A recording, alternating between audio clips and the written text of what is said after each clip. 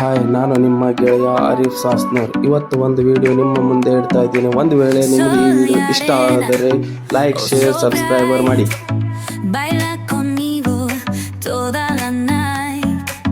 July 18 Kembhavi ಪಟ್ಟಣದ ಹೊಸ bus ನಿಲ್ದಾಣದ ಆವರಣದಲ್ಲಿ 82 ಲಕ್ಷ ವೆಚ್ಚದಲ್ಲಿ ನಿರ್ಮಾಣವಾದ ಇಂದಿರಾ ಕ್ಯಾಂಟೀನ್ ಶುಕ್ರವಾರ ಜಿಲ್ಲಾ ಉಸ್ತುವಾರಿ ಸಣ್ಣ ಕೈಗಾರಿಕಾ ಸಚಿವ ಹಾಗೂ ಉದ್ಯಮ ಸಚಿವರಾದ ಶರಣಬಸಪ್ಪ ಗೌಡ ದರ್ಶನಾಪುರ ಅವರು ಉದ್ಘಾಟಿಸಿದರು.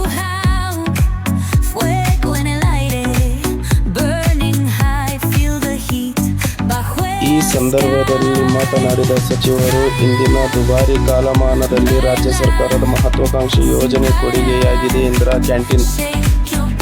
ಈ ಇಂದಿರಾ ಕ್ಯಾಂಟೀನ್ ಮಾಡಲು ಮೂಲ ಉದ್ದೇಶ ಬಹು ಜನರಿಗೆ ವರದಾನವಾಗಲಿದೆ. ಬಡ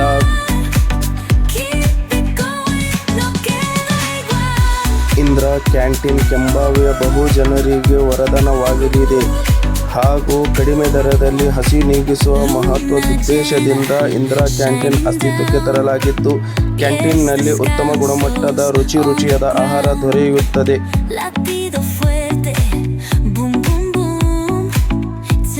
ಕರ್ನಾಟಕದಲ್ಲಿ ಇಂದಿರಾ ಕ್ಯಾಂಟೀನ್ ಯಾವಾಗ ಹುಟ್ಟಿಕೊಂಡಿತು? ಇಂದಿರಾ ಕ್ಯಾಂಟೀನ್ 15/8/2017ರಲ್ಲಿ ಹುಟ್ಟಿತು. ಕರ್ನಾಟಕ ಸರ್ಕಾರವು ಈ ಕ್ಯಾಂಟೀನ್ ಪ್ರಾರಂಭಿಸಿತು. ಆಗಿನ ಮುಖ್ಯಮಂತ್ರಿಗಳಾದ ಶ್ರೀ ಸಿದ್ದರಾಮಯ್ಯ ಅವರು ಈ ಸ್ಕೀಮ್ ನಡೆಸಿಕೊಂಡು ಬಂದರು.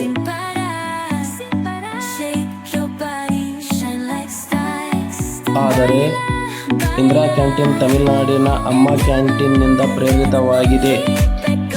ಈ ಇಂದಿರಾ ಕ್ಯಾಂಟೀನ್ ಪ್ರಾರಂಭಿಸಲು ಮೂಲ ಉದ್ದೇಶ ಬಡವರು, ಕೂಲಿ ಕಾರ್ಮಿಕರಿಗೆ ಹಾಗೂ ವಿದ್ಯಾರ್ಥಿಗಳಿಗೆ ಅತಿ ಕಡಿಮೆ ದರದಲ್ಲಿ ಹಸಿವು ನೀಗಿಸುವ ಮಹತ್ವದ ಉದ್ದೇಶದಿಂದ ಇಂದಿರಾ ಕ್ಯಾಂಟೀನ್ ಅಸ್ತಿತ್ವಕ್ಕೆ ಬರಲಾಗಿದೆ.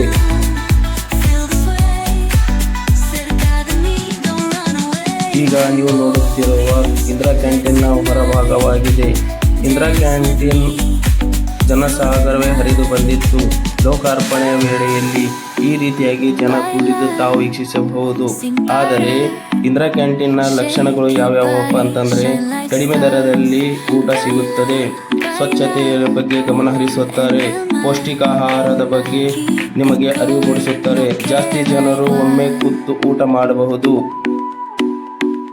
ಕರ್ನಾಟಕ ಸರ್ಕಾರವು ಇದರ ವೆಚ್ಚವನ್ನು ಭರಿಸುತ್ತದೆ.